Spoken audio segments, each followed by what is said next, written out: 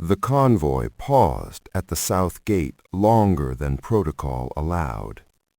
Through the tinted SUV window, the guard noticed a child's hand pressed flat, leaving a fogged oval where none should be. He stopped walking. The engine idled. Inside, Prince James' lips moved, silently forming two words the glass could not carry. The guard felt the weight of procedure tighten and chose not to blink. The motorcade was meant to be seamless. 3 vehicles, staggered intervals, no stops between the East Wing and the private medical annex. That route had been rehearsed twice that morning and signed off by 2 departments whose authority rarely overlapped. The guard knew the sequence by memory: service gate, outer court, south colonnade, then straight through to the annex doors. No deviations, no pauses. Yet the SUV slowed. Not enough to register as an emergency, just a controlled reduction in speed that suggested intent rather than malfunction. The guard, positioned in the lead escort vehicle, felt it before he saw it, an instinct honed by years of watching patterns break. He glanced at the rear-view monitor between the seats. The second vehicle, the one carrying Princess Amelia, drifted closer than it should have, compressing the formation. He checked the route log on his tablet. Timestamps scrolled cleanly. Departure confirmed, gate clearance logged, courtyard passage approved. The next entry should have been the annex arrival. Instead, there was a pause, a blank space where a confirmation ping should have appeared. The convoy came to a complete stop beneath the southern archway. Stone overhead, iron lamps casting a muted amber glow. The sound changed immediately. Engines idling, tires settling, the faint echo of water running somewhere inside the walls. The guard keyed his radio but did not speak. He waited for the stop authorization to come through. It did not. He scrolled back through the log, slower this time, reading each line as if it might rearrange itself. No conditional halt, no contingency note. The stop had not been scheduled, approved, or even suggested. According to the record, they were still moving. He looked ahead. The driver in the lead vehicle kept both hands on the wheel, posture neutral, eyes forward. Too composed. In the side mirror, he caught a glimpse of the accompanying official seated in the rear of the second SUV. The man's head was turned slightly, not toward the child, but toward the opposite door, as if waiting for someone who had not yet arrived. The guard adjusted his earpiece. Ambient channel only, no chatter. The silence pressed in, amplified by the enclosed stone passage. He felt the temperature drop, the way it always did under the archway, cool air settling around the vehicles like a held breath. He stepped out of the lead car. Boots on stone. The sound was louder than it should have been. He walked back along the line, eyes scanning reflections in tinted glass, the narrow gaps between vehicles, the upper ledges where cameras were mounted. All systems appeared normal. Too normal. At the rear SUV, he paused. The engine vibration hummed through the pavement into his boots.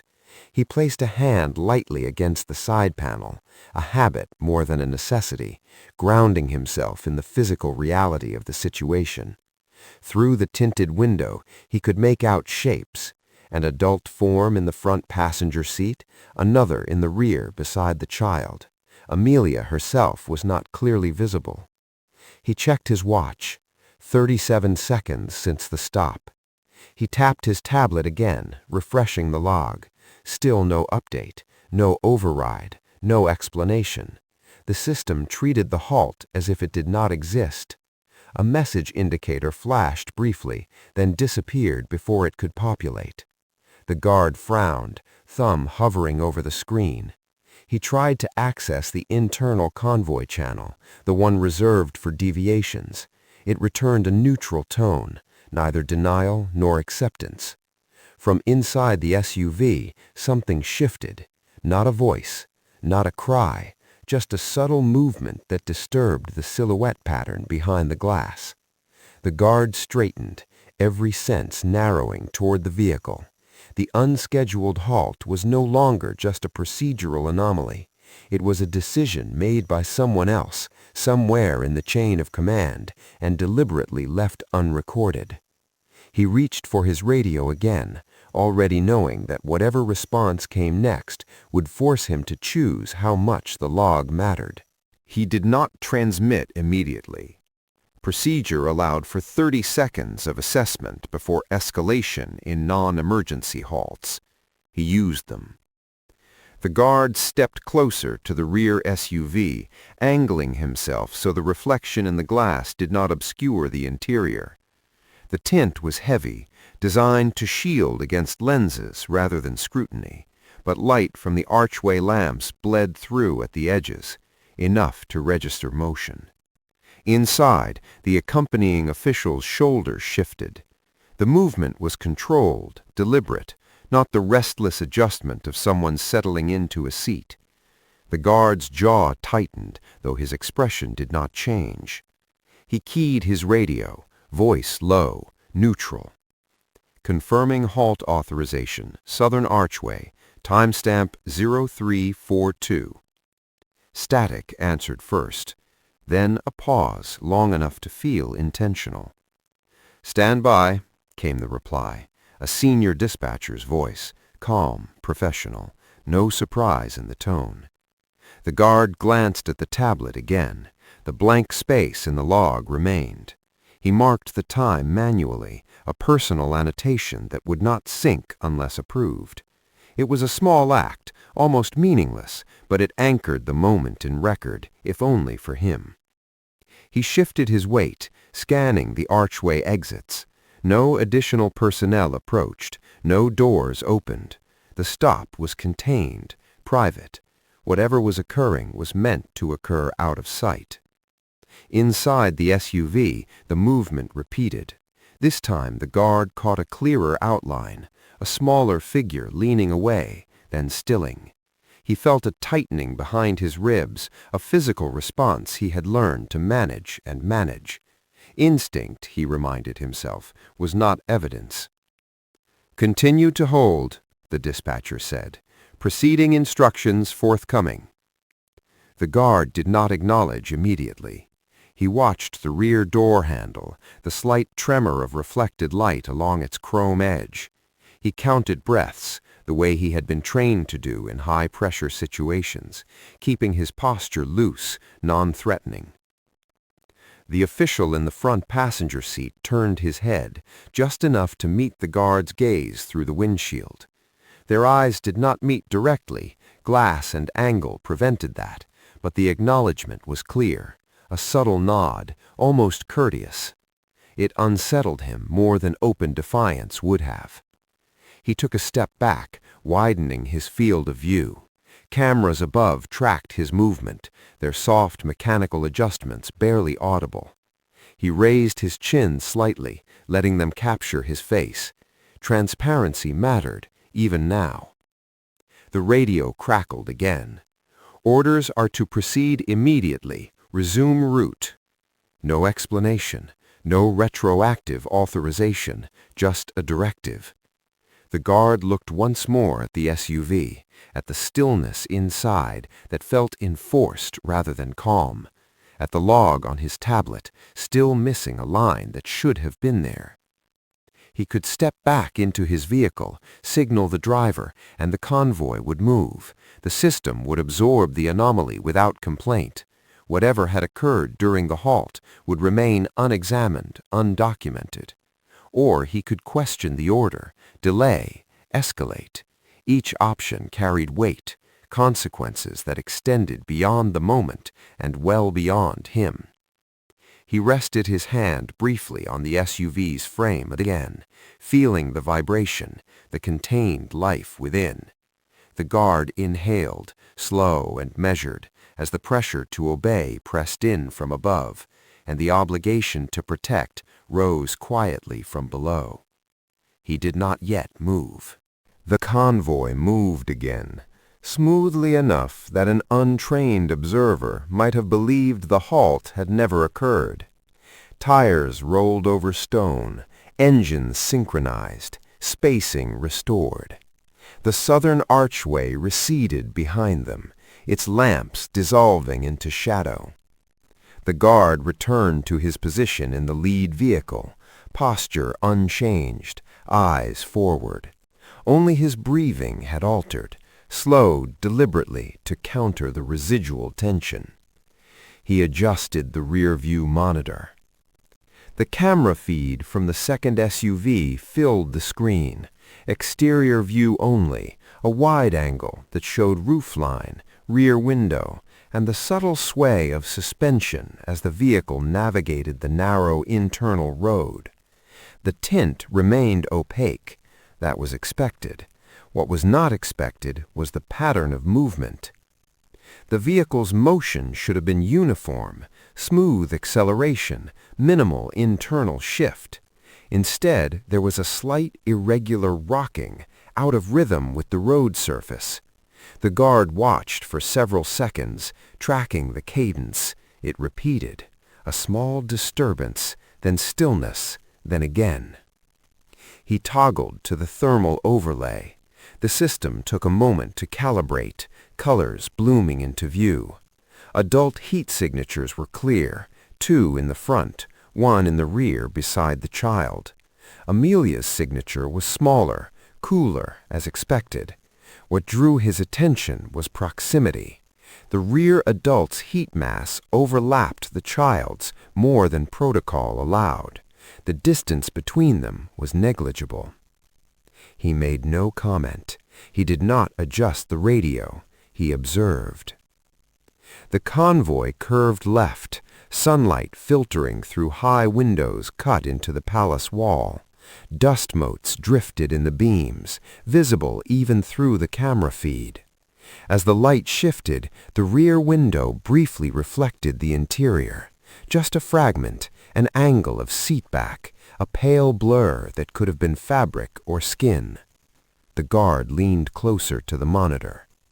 The movement inside the SUV continued, subtle but persistent, not frantic, not panicked, controlled, the kind of motion that suggested restraint rather than resistance.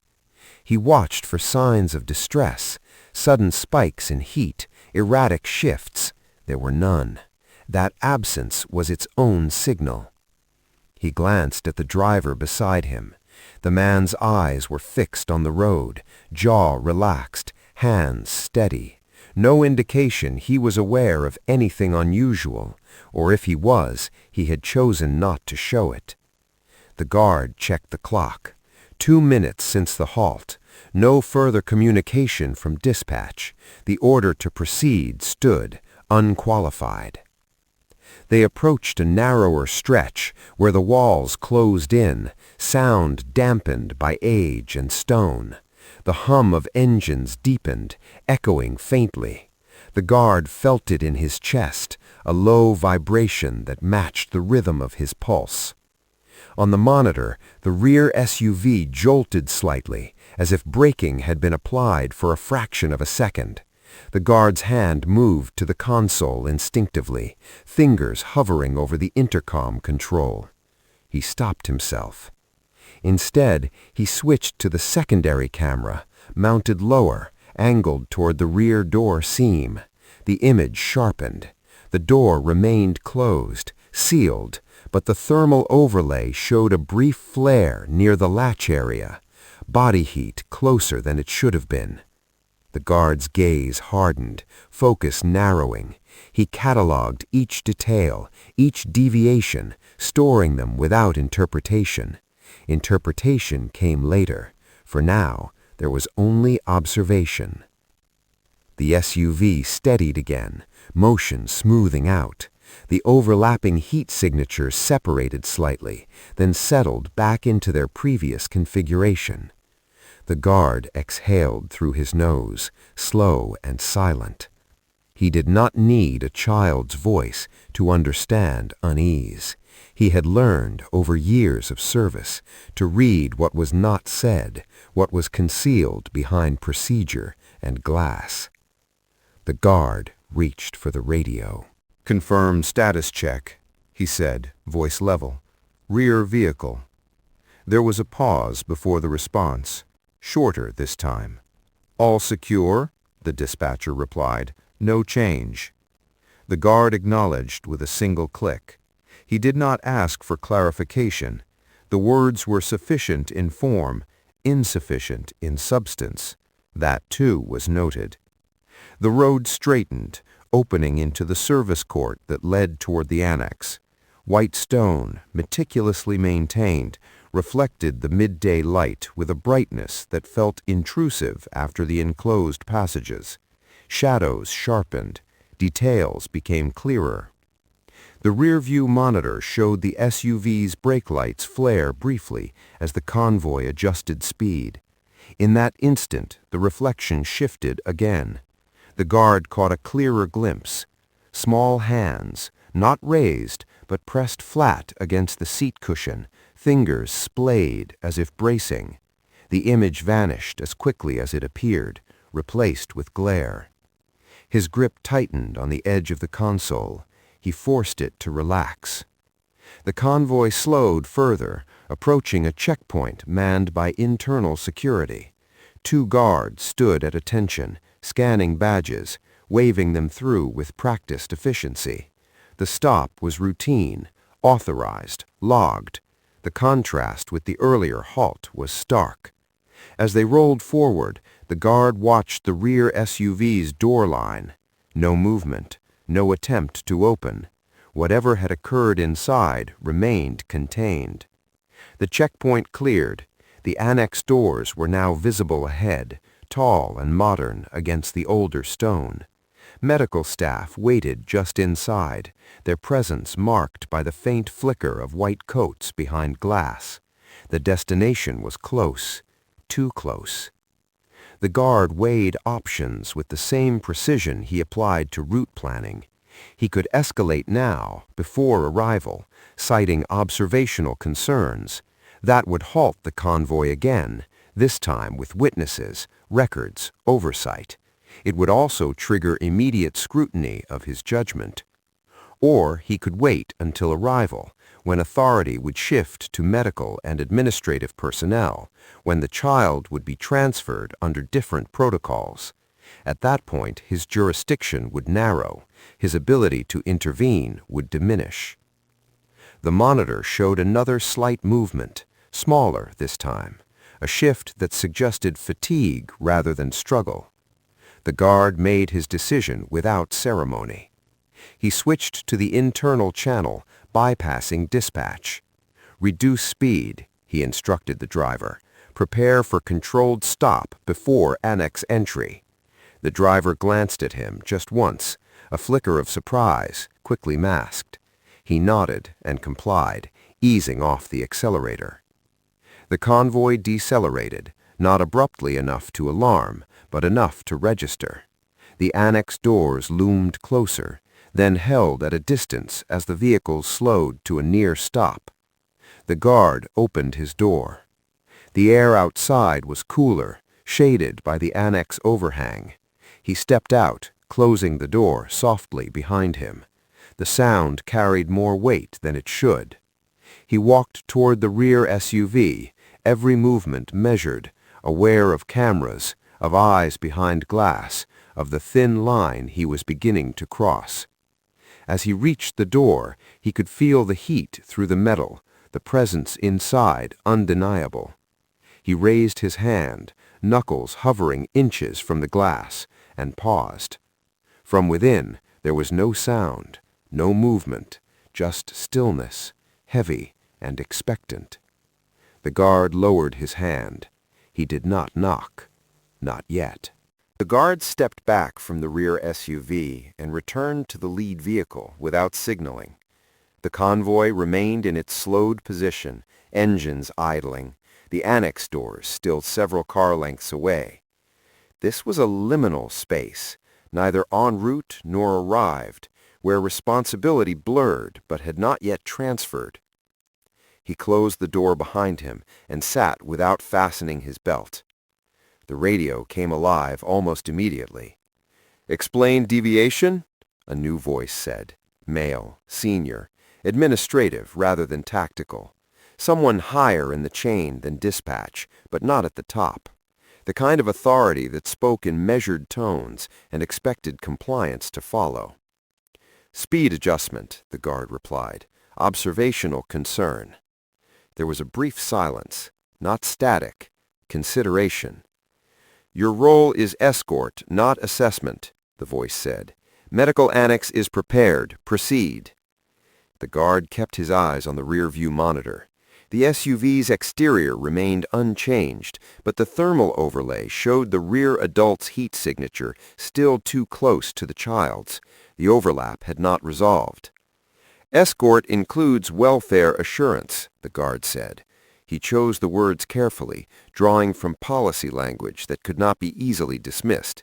"There are indicators inconsistent with standard transport conditions." Another pause, longer this time. "You are not reporting a breach," the voice said. It was a statement, not a question. "Not yet," the guard replied. The answer was honest, and it cost him. He could feel it in the way the air in the vehicle seemed to tighten, the way the driver beside him shifted almost imperceptibly, aware that lines were being tested. "Proceed immediately," the voice said. "That is an order."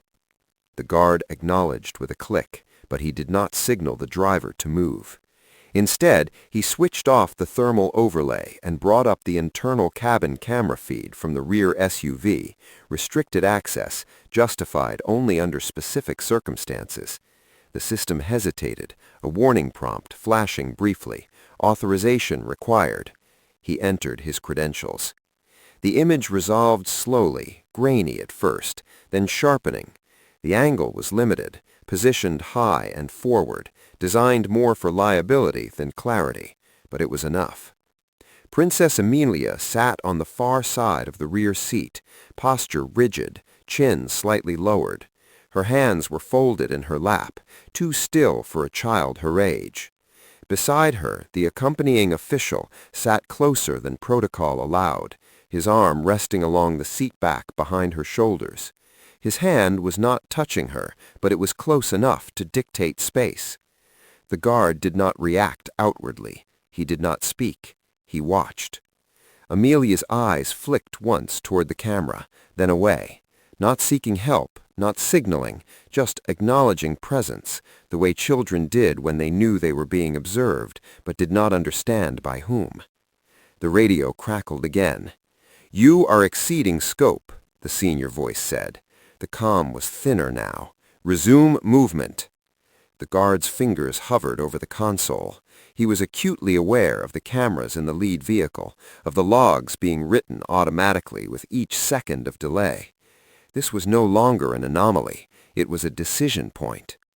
He looked at the child on the screen, at the way her shoulders were drawn in, minimizing herself, at the adult beside her, composed, patient, certain of his position. Protocol existed to maintain order, to prevent individual judgment from disrupting systems built on hierarchy. The guard had lived by it, believed in it, but protocol also assumed good faith.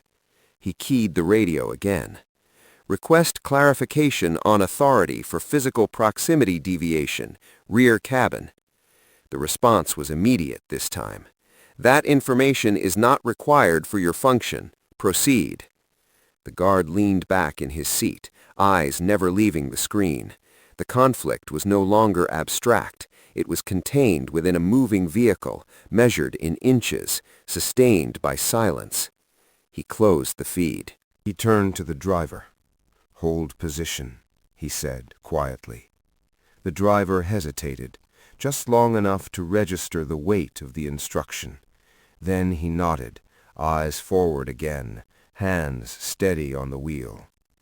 Outside, the annex staff had noticed the delay. A figure moved behind the glass doors, a silhouette pausing, then retreating. Questions would follow, Reports would be filed. The window for quiet resolution was narrowing. The radio came alive once more, this time with layered voices. Dispatch, security liaison, the senior administrator again, now less restrained. "You are instructed to proceed," the administrator said. "Failure to comply will be documented as insubordination." The guard acknowledged the statement internally. He did not contest it. He understood consequences. He had always understood them. He opened his door again and stepped out, this time signaling the rear escort officer to mirror him. The other guard complied without question, falling into position a half step behind. No words were exchanged. None were needed. They approached the rear SUV together.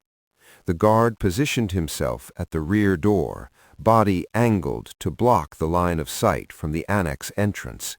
The escort took the opposite side, maintaining the perimeter. The choreography was subtle, practiced, easily justifiable as a routine check. The guard tapped the window lightly, once. Inside, the official turned his head. His expression was neutral, almost courteous. He did not move to open the door. The guard leaned slightly closer, lowering his voice, though he knew microphones would catch it. "Open the door." "That won't be necessary," the official replied. His tone matched the guard's, calm, professional. "Open the door," the guard repeated.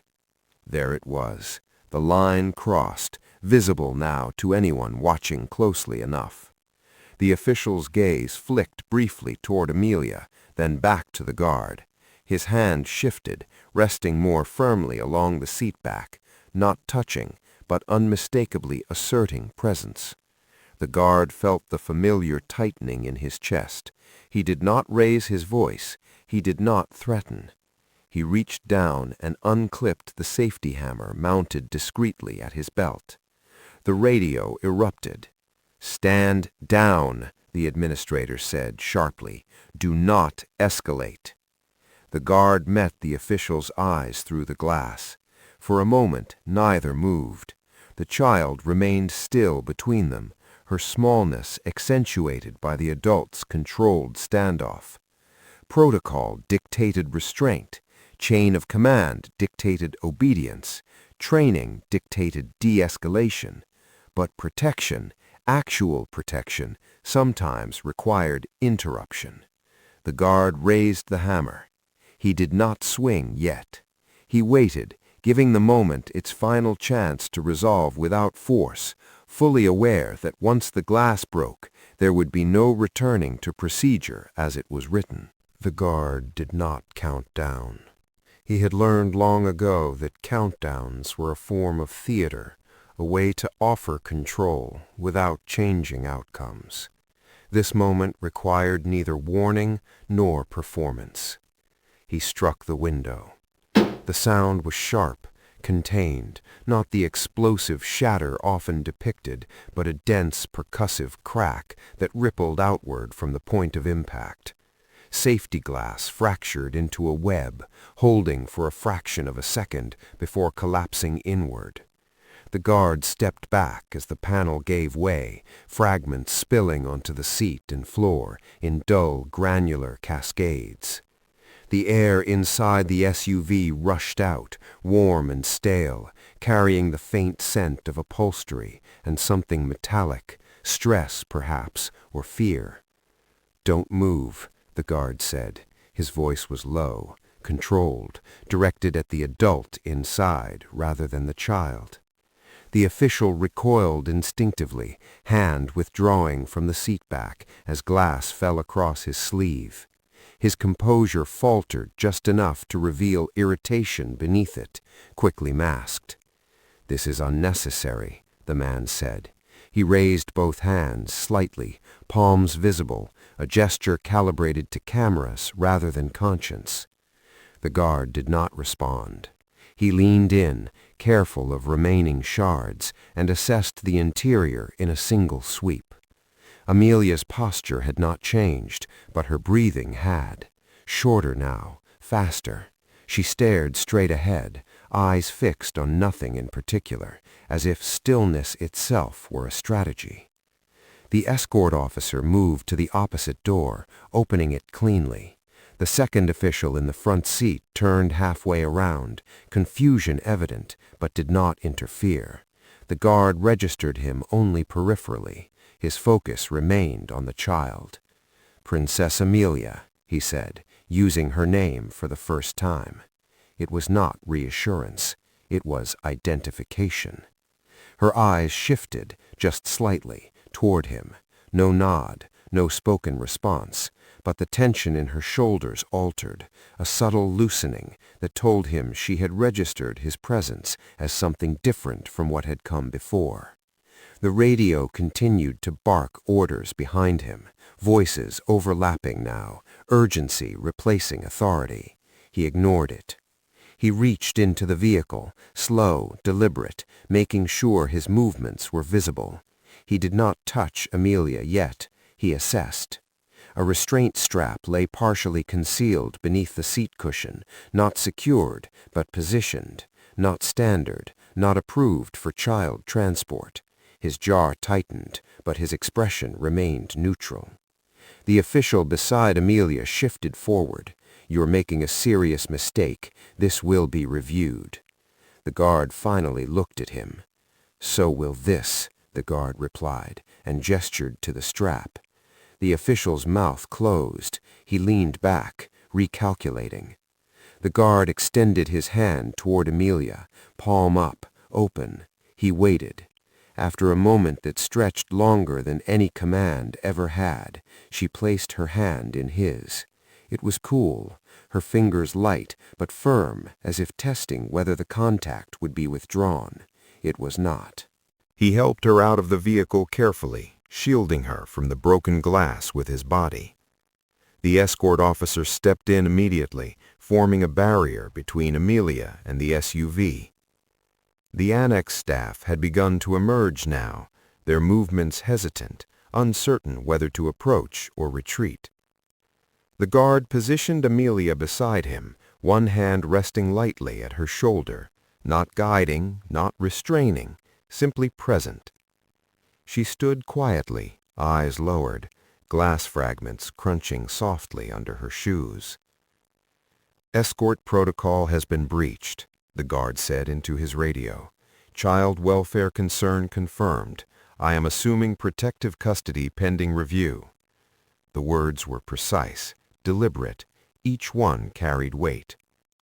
"You do not have that authority," the administrator replied, voice tight. "I do, under immediate risk provision." Silence followed. Not agreement, not concession, calculation. The official from the SUV stepped out through the opposite door, brushing glass from his jacket.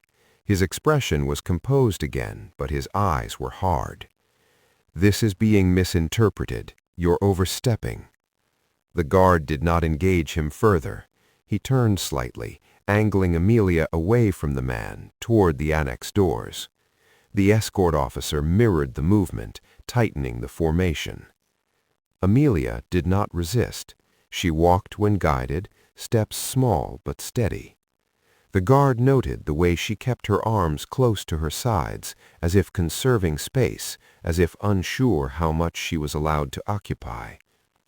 Inside the annex, the atmosphere shifted. Clinical light replaced courtyard glare.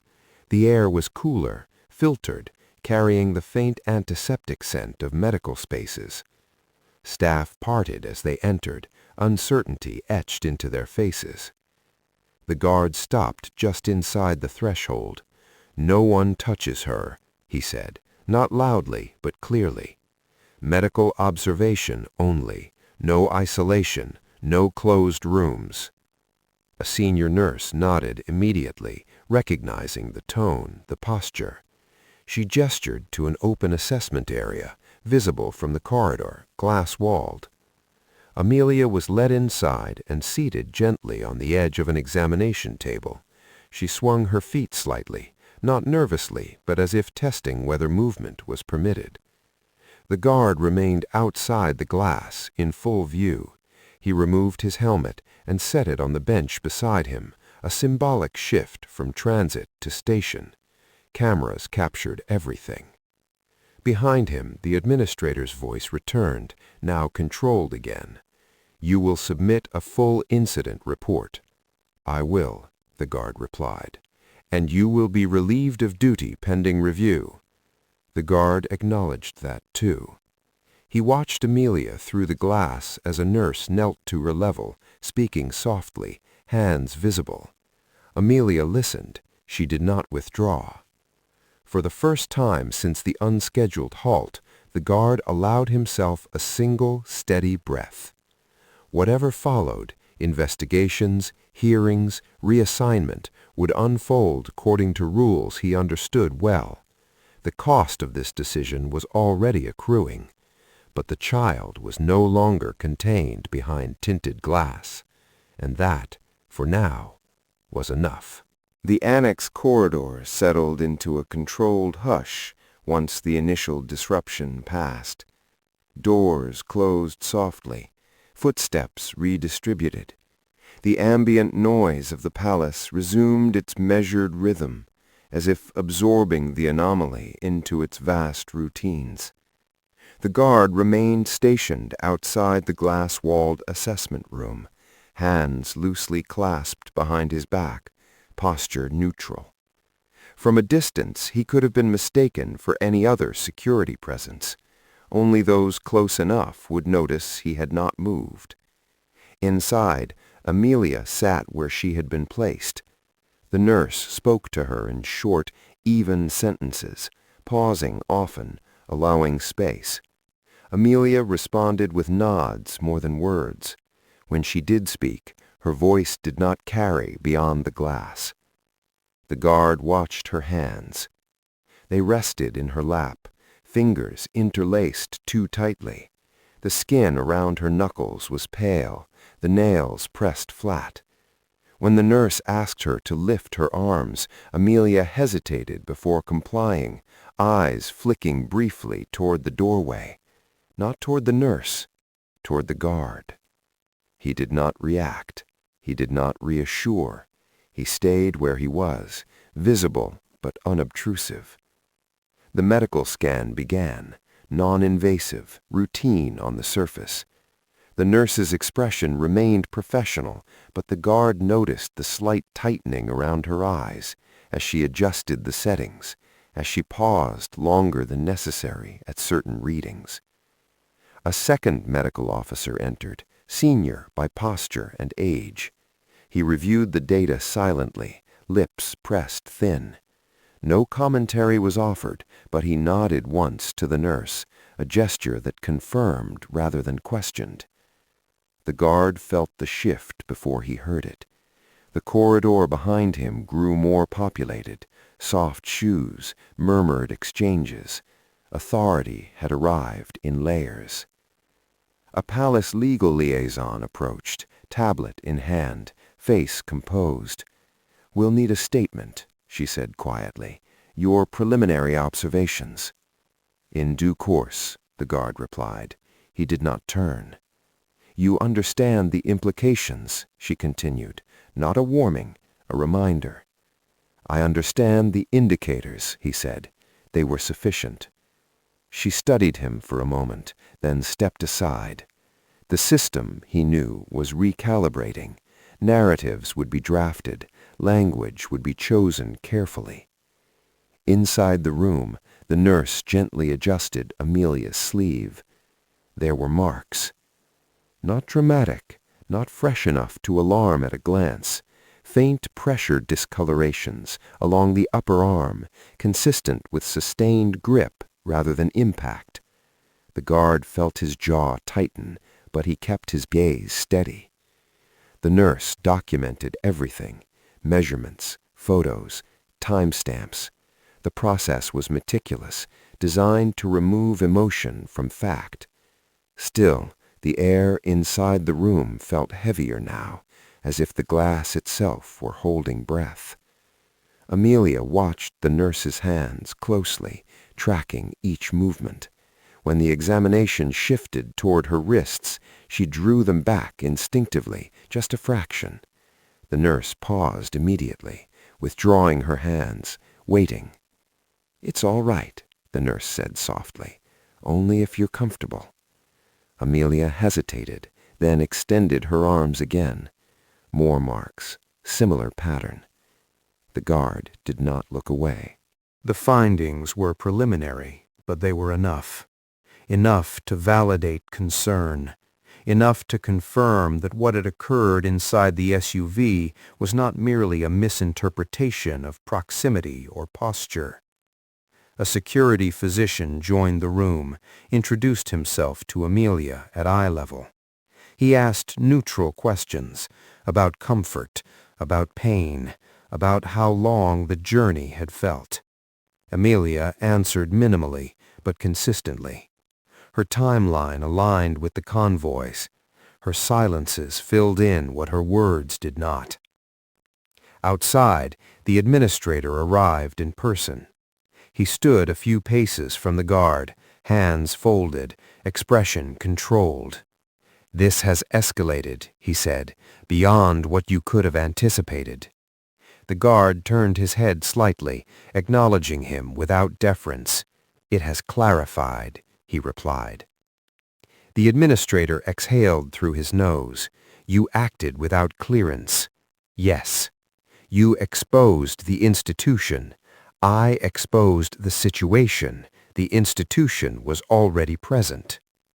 They stood in silence for a moment, the glass room between them reflecting both their faces back at them. Two men in uniformed restraint, separated by perspective rather than rank. Inside, Amelia was given a light blanket. She wrapped it around herself without instruction, shoulders relaxing as the fabric settled. It was the first sign of comfort the guard had seen since the convoy stopped. A report printer hummed softly at the end of the corridor. Pages emerged. Evidence was becoming tangible.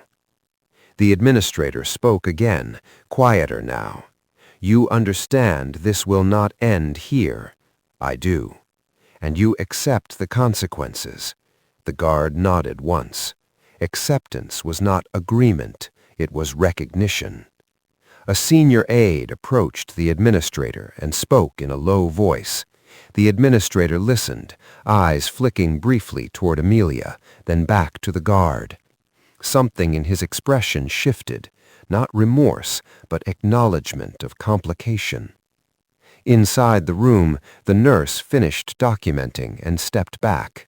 Amelia swung her feet again, slower now, less guarded. She looked toward the glass. The guard met her gaze. He did not smile. He did not nod. He simply remained. Whatever the glass had concealed before, it now revealed enough to alter the course of what followed. Records would be reviewed, testimonies would be weighed, language would be refined to minimize rupture. But the marks on the child's arms would not be erased by careful phrasing, and neither would the moment when the glass broke. Control reasserted itself quietly. It always did. The corridor outside the assessment room became regulated space within minutes. Access points were staffed. Movement was logged. Conversations shortened. The polis did not react with alarm. It responded with procedure. That was how institutions protected themselves, by absorbing disruption into systems designed to make it manageable. The guard was formally relieved of field command at 1427. A replacement officer arrived, younger, precise, careful not to look at him too long. The transition was executed without ceremony. No reprimand was issued aloud. None was needed. The guard surrendered his radio and sidearm, signing the digital acknowledgement on the tablet offered to him. His hands were steady. He did not leave his position. "No directive requires me to exit this corridor," he said calmly when prompted. The administrator reviewed the regulation on his own device, then nodded once.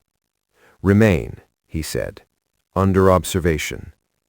The phrasing was deliberate, containment framed as permission.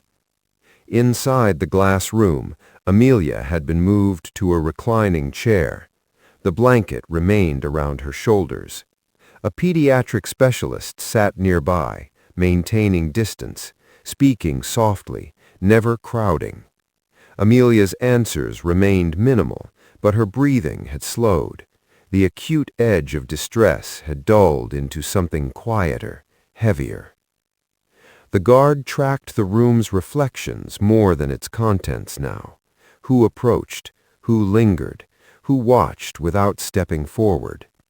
Two senior aides conferred near the far wall, heads inclined. A legal advisor typed steadily, pausing only to reread. A communications officer arrived and was quietly turned away. That, more than anything, told the guard how serious the situation had become. The official from the SUV had not reappeared. His absence was conspicuous. Removal without announcement. Containment of a different kind. A security supervisor approached the guard, posture respectful but guarded. "We're initiating internal safeguards," she said. "Temporary separation protocols." "For the child?" the guard clarified. "For all parties," she replied evenly. The distinction mattered.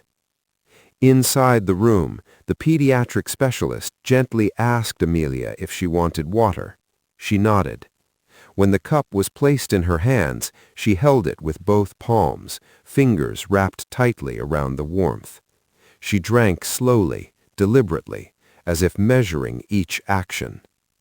The guard watched until she finished, until the cup was taken away, until the blanket was adjusted again. Authority continued to gather, but it did not yet press inward. Everyone understood that any misstep now would leave a record that could not be softened later. The administrator returned to stand beside the guard. "You've shifted the focus," he said. "Not accusation, observation." The focus was already there. It was just protected. The administrator did not respond. By mid-afternoon, the narrative began to take shape. Not the truth, that would take longer, but the structure within which the truth would be allowed to exist. Terms were chosen carefully: irregular contact, deviation from escort standards, child distress indicators. Each phrase precise enough to acknowledge concern, vague enough to avoid immediate culpability. The guard listened without engaging.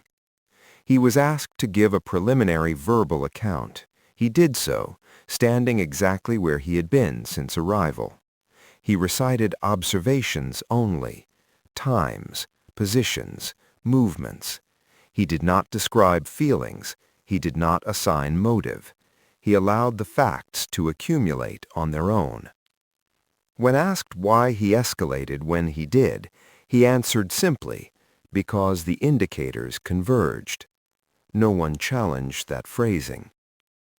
Inside the assessment room, Amelia had grown tired. Her eyelids drooped, chin dipping briefly before she corrected herself. The pediatric specialist noticed and adjusted the lighting, dimming it slightly. No one objected. A decision was made to relocate Amelia to a secure residential medical suite, one designed for visibility, not isolation. The order was signed quickly, with multiple authorizations. Redundancy now was protection. The guard watched the preparation from the corridor. He was not asked to escort. He did not request to. The separation was intentional, symbolic. His role in the moment had concluded. His role in the aftermath had begun. As Amelia was guided toward the suite, she passed the glass wall one final time. She looked out, scanning faces until she found him. The guard met her gaze. He inclined his head, not a bow, not a nod, just acknowledgment. She did not smile, she did not wave, but her shoulders did not tighten this time. She walked on without hesitation. After she disappeared down the corridor, the space felt abruptly larger. The administrator exhaled slowly. "You understand that control will be reasserted." "Yes," the guard replied, "and that this institution does not tolerate fracture. It tolerates silence until it doesn't."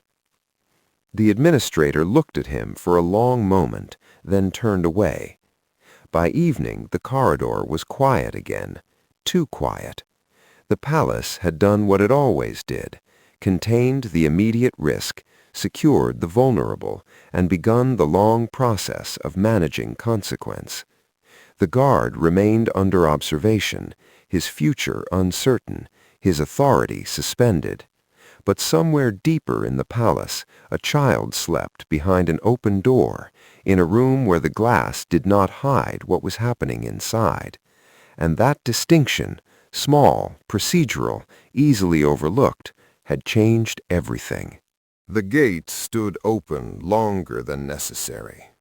It was a minor deviation, barely worth notation, but the guard noticed it as he was escorted through the outer security corridor just after dusk. The palace gates were engineered for decisiveness. Open, close, confirm.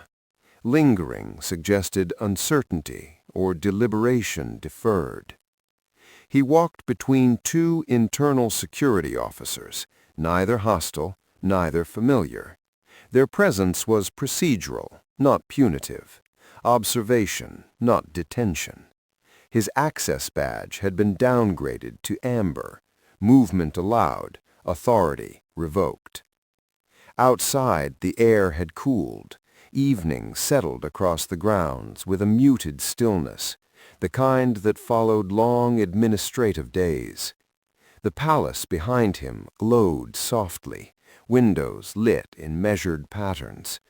From this distance, nothing suggested disruption. At the perimeter checkpoint, he was asked to wait. A bench had been placed near the gatehouse, temporary, utilitarian. He sat, back straight, hands resting on his thighs. The stone beneath him still held the day's warmth. Somewhere beyond the walls, the city moved on, unaware. The investigation had already begun. He knew this not because he had been told, but because of who had not spoken to him. Certain offices moved quickly when silence was no longer sustainable. Others waited, measuring political temperature. The absence of immediate reprimand was itself a signal. A senior investigator arrived shortly after, civilian attire, neutral expression, tablet tucked under her arm. She introduced herself by name and department only, no titles. "We'll proceed informally for now," she said. The guard nodded. She asked him to recount the events again. He did so without embellishment, voice even, posture unchanged. He described the unscheduled halt, the missing log entry, the overlapping heat signatures, the proximity deviation, the refusal to open the door, the restraint strap, the marks. She did not interrupt. She did not prompt. She let the timeline build itself. When he finished, she paused, fingers resting lightly on the tablet. "At any point," she asked, "did you consider waiting for further authorization?" "Yes," the guard replied. "And why didn't you?" "Because waiting would not have reduced risk, it would have redistributed it." She studied him for a moment, then nodded once. Not approval, comprehension. Beyond the gate, a vehicle idled, lights low. Not for him, just routine traffic, life continuing at the edges of consequence. The findings were not immediate. They rarely were. What emerged instead were controlled disclosures, temporary reassignments, administrative leave framed as precaution. The official from the SUV was quietly suspended, pending inquiry, his absence explained internally as health-related. The phrasing was deliberate, reversible. Amelia's location was not disclosed beyond a narrow circle. Her mother had been granted access under medical supervision, the earlier restriction rescinded without public explanation. The palace called it a procedural adjustment. The guard learned this from a secondary channel, unofficial but reliable. He absorbed the information without reaction. The outcome mattered more than the language used to justify it. Days passed. He remained off-duty, his clearance under review. He was instructed not to discuss the incident, not even with colleagues. Compliance was expected. He complied. At night, he replayed the moment before the glass broke, not with doubt, but with precision. He examined angles, alternatives, timing. He found no version in which delay improved outcome. That was enough to let sleep come. A week later, he was called back to the palace, not to the annex, not to a hearing room, to the gate, the same one he had passed through that evening. This time it was closed when he arrived. It opened promptly after verification, no delay. Inside, the administrator waited. So did the investigator. So did a representative from Child Welfare Oversight, external, neutral, difficult to dismiss. "You are not being reinstated to your previous post," the administrator said. "I expected that," the guard replied. "You are being reassigned," the investigator added. "Protective detail, non-ceremonial, limited visibility." The guard nodded. It was a compromise. Containment without erasure. "The report will note," the administrator continued, choosing his words carefully, "that protocol was breached under contested conditions, resulting in protective outcome." The guard met his gaze. "And the child?" The administrator did not hesitate. "Is safe." That was all the guard required. As he turned to leave, the gate visible once more through the corridor windows, he paused, not out of uncertainty, but habit. He glanced back at the palace interior, at the polished surfaces and controlled light. Institutions survived by narrowing stories. Protection, he had learned, required widening them. The gate opened. He stepped through. Behind him, the palace resumed its quiet order, altered only by a single documented deviation, one that would be cited carefully, discussed selectively, and remembered differently depending on who was asked. But somewhere inside, a child slept without restraint, without tinted glass, without silence enforced by authority. And that, despite everything, would endure.